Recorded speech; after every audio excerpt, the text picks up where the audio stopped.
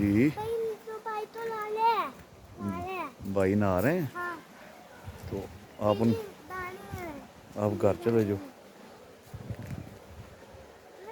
पापा, हम इतना नहाए कितना है?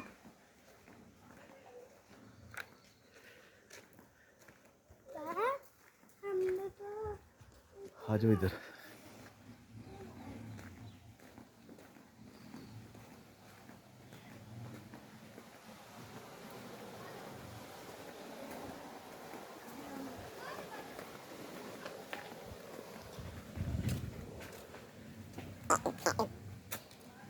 ये तो गुस्से च ने कुर्बानी साहब।